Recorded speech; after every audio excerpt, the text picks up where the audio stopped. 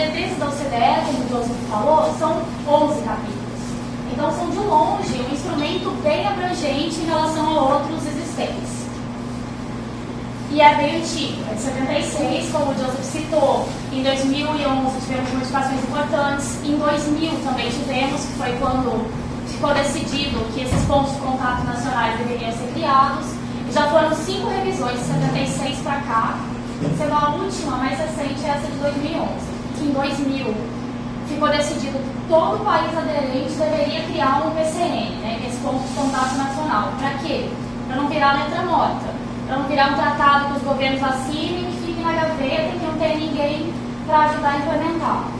E em 2011, que foi criado esse capítulo de direitos humanos, foi definido um pouco melhor como é que essas relações empresariais deveriam ser atendidas pelas diretrizes, alguns conceitos importantes foram definidos em 2011.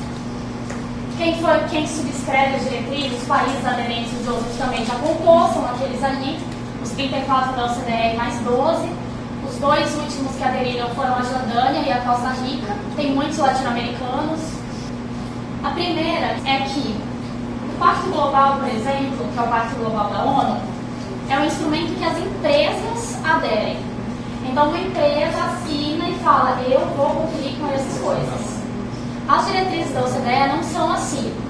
O governo é quem assina e se compromete a divulgar essas diretrizes para as suas empresas e para as empresas que atuam no seu país e fazer o possível para que elas sejam implementadas. Então, assim, pensando no texto mesmo, não são recomendações, não, a empresa não se compromete com nada. É o governo, e eu sou aqui a representante do governo que estou trabalhando nisso, é quem se compromete a divulgar as diretrizes e a fazer o possível para que elas sejam cumpridas. A outra parte, que é o envolvimento das outras partes interessadas, tem esse, o BIAC, o TUAC e o ECD Watch. São o quê? São comitês consultivos, o BIAC das empresas, o TUAC dos sindicatos, o ECD Watch é uma rede de ONGs que se fazem ouvir em relação às diretrizes. Eles submetem relatórios sobre os PCNs ou a respeito de como as diretrizes deverão ser implementadas, são consultados. A gente tenta nos países manter contato também com esses comitês consultivos. E a ideia é que os PCNs não fiquem isolados com o governo ditando as coisas sem ouvir as outras partes interessadas. Isso é uma outra recomendação geral para todos os PCNs, para que a gente seja imparcial. Eu havia também comentado isso com algumas pessoas. A nossa ideia não é nem defender o alegante, quem está trazendo a alegação como se fosse o Ministério Público ou algo assim, e nem advogar por parte da empresa. A ideia é que a gente seja uma plataforma neutra de diálogo e que tanto o alegante confie para trazer para a gente e saiba que a gente vai de fato levar a denúncia a sério, contatar a empresa, agir de forma responsável com o que foi apresentado, quanto que a gente não vá deturpar o nome da empresa em vão, sem avaliar se a alegação faz sentido. Então a ideia é que a gente seja neutro. E qual que é a recomendação principal? O Joseph já mostrou também, que é que está lá no capítulo de políticas gerais, é que as empresas façam esse monitoramento, não só dentro da própria empresa, como da sua cadeia, e a partir disso, elas evitem impactar em relação a todos esses capítulos, todos esses temas, e quando esse impacto acontecer, que elas mitiguem o impacto, que elas tentem fazer ações paliativas para resolver o que já foi deturpado e descumprido das diretrizes. O PCN, esse é o mecanismo único de implementação das diretrizes, que esses outros instrumentos internacionais não têm, que é ter um ponto no país para poder receber esse tipo de reclamação. Tem papel de promover as diretrizes, de fazer isso que a gente tenta fazer, de vir até vocês, de ir ao sindicato, de ir às empresas, contar que existem as diretrizes, que o Brasil é aderente, e também funciona como essa plataforma de mediação, de conciliação, que seria a ideia do mecanismo de reclamação.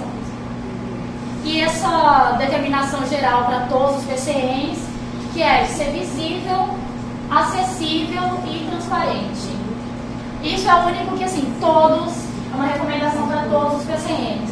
Aí o formato de como se organiza em cada país varia, de acordo com aqueles critérios que ele mostrou. Em alguns países é só um ministério, em outros, apesar do governo financiar, eles contratam um corpo de peritos independentes, de acadêmicos que fazem papel do PCN, que é o caso do Reino Unido, da Holanda, aí varia como é que cada país se organiza. Agora vamos ao PCN do Brasil, então. Apesar da OCDE recomendar em 2000 que os PCNs fossem criados, isso demorou um pouquinho para que os países criassem. O nosso demorou 3 anos, foi só em 2003 que esse negócio saiu. Em 2003 ele ficou onde? No Ministério da Fazenda. Por quê? Na maioria dos países acabou ficando ou no Ministério das Relações Exteriores ou de Indústria e Comércio. Por que aqui ficou na Fazenda? Porque os PCNs, as diretrizes da OCDE são, na verdade, um anexo de uma declaração sobre empresas multinacionais e investimento internacional. E aí, essa declaração foi negociada onde? No Comitê de Investimentos da OCDE, onde quem tem cadeira, quem participa das negociações, é o Ministério da Fazenda. Por isso que naquele primeiro momento, o PCN foi criado no Ministério da Fazenda. E aí isso varia de país para país. Em alguns é o equivalente ao nosso MIDIC, que é Indústria e Comércio, outras relações exteriores, e aqui é Fazenda. Bom, então foi criado em 2003 o Ministério da Fazenda. Desde 2011 houve um processo para tentar incluir mais agências governamentais nisso, para não ficar restrito à Fazenda. Em 2013 foi lançada uma portaria interministerial e a partir de então nós somos um grupo interministerial com 11 ministérios, incluindo a Secretaria de Direitos Humanos, que foram perguntados, e o Banco Central, e Ministério do Trabalho, Ministério do Meio Ambiente, todos os ministérios que tinham a ver com os capítulos das diretrizes foram convidados a participar. O único ministério que foi convidado participou de algumas reuniões, mas acabou não querendo entrar nesse grupo interministerial, foi o MAPA, que é o Ministério da Agricultura e Pecuária.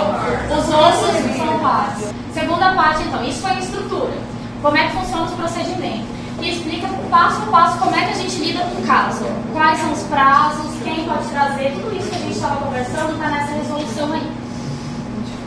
Que foi feita com base nas recomendações das diretrizes. Aí vamos lá à parte relevante, né? A parte do mecanismo de reclamação em si. Qualquer parte diretamente envolvida, seja ela uma pessoa, uma ONG, um sindicato, uma associação, não tem nenhuma restrição contra isso.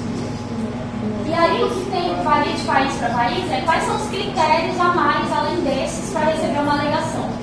O nosso, decidiu-se criar esse critério de não receber nada que tenha acontecido há mais de 12 meses. Por quê? O que acontece muito? Só para dar um exemplo de uma alegação que a gente recebe muito. Numa greve acontecida em 2008, a empresa usou o interdito proibitório, que seria para impedir que os funcionários, que os trabalhadores fizessem um piquete, ou que impedisse os funcionários de entrar, alguma coisa assim. E aí trazem em 2014 uma alegação em relação a uma coisa que aconteceu naquela data e que é difícil, meio que deixa a gente mão atada sobre o que fazer em relação àquilo. Então criou-se essa regra de não aceitar alegações que tenham acontecido há mais de 12 meses. Mas aí, por exemplo, ela estava perguntando para os moradores, quando é uma coisa que é um processo, que aconteceu uma vez, que é recorrente, continua acontecendo, ainda tem gente morando lá, aí não tem problema nenhum. E se a última pessoa tivesse se mudado há 11 meses, ainda assim a gente poderia tentar fazer alguma coisa. Quando é mais antiga que isso, a gente tem essa restrição e não pode aceitar. Aí a outra questão é essa, de trâmites judiciais. Tem PCNs que quando alguém apresenta uma alegação, se tiver ao mesmo tempo em trâmite judicial, o PCN fala, espera. Vamos esperar para ter o resultado para a gente seguir. Isso não é como a gente funciona. A gente aceita alegações que estejam em trânsito judicial, desde que não tenha ainda uma resposta final. Além disso, tem que ter nessa reclamação o que se alega que foi ferido nas diretrizes, que é isso que o Joseph falou. Você não pode vir para o PCN, que é das diretrizes, e falar, olha, a empresa descumpriu a resolução da OIT. A gente fala, tá bom, desculpa, mas você precisa contatar alguém da OIT, porque nesse caso específico a gente não consegue ajudar. Tem que se encontrar e se identificar, olha, fere tais parágrafos desses capítulos das diretrizes. O que é fácil, porque as diretrizes falam sobre quase tudo, tem muita coisa lá. Aí Feito isso, o que a gente faz? A gente designa um relator por caso. Quem é o relator? Algum ministério que é parte do PCN. Normalmente, se a alegação é trabalhista, o relator é o Ministério do Trabalho. Se a alegação é de meio ambiente, é o Ministério do Meio Ambiente. Se é de Direitos Humanos, é a Secretaria de Direitos Humanos. Até hoje tem acontecido assim. E aí, o que esse relator faz? A partir de então, a responsabilidade de análise do caso é do relator. Porque eu fazenda não consigo analisar uma coisa ambiental. Eu vou fazer uma análise que vai acabar estando errada, né? Eles têm o conhecimento para fazer isso. O que o relator faz? Ele dá uma olhada mais aprofundada no que o alegante mandou. O alegante é quem mandou a reclamação. E fala assim, não, está faltando alguma coisa. Vou falar com o alegante de novo. Aí ele pede informação para o alegante, aí o alegante explicou tudo. Ele fala, não, então tá bom, agora tá ok. Eu entendo que isso é mesmo um caso, que incide nas diretrizes, que tem fundamento, vamos tocar para frente. Nesse momento ele faz um relatório de aceitação, eles estão públicos lá no nosso site, vocês podem ver depois. Não tem muita coisa nesse relatório de aceitação, é mais o que era o caso, por que ele foi enviado e quem é a empresa e pronto. E aí, depois desse relatório de aceitação, ele contata a empresa. Fala, olha, empresa, você recebeu isso, os argumentos foram esses, o que você tem a dizer? E a empresa responde. Até hoje eu nunca vi uma empresa que não respondeu. E aí é que entra a vantagem de um mecanismo desse. Algumas vezes, se você vai lá sozinho e bate na porta da empresa, ela não te ouve. Agora, se o Ministério da Fazenda te manda um ofício falando, olha, o PCN está te notificando a respeito de uma alegação de inobservância e gostaríamos de ouvir sua resposta. Eles vêm até Brasília, apresentam um relatório, conversam, sempre respondem. Depois dessa resposta da empresa, o relator volta a olhar e aí ele pode tomar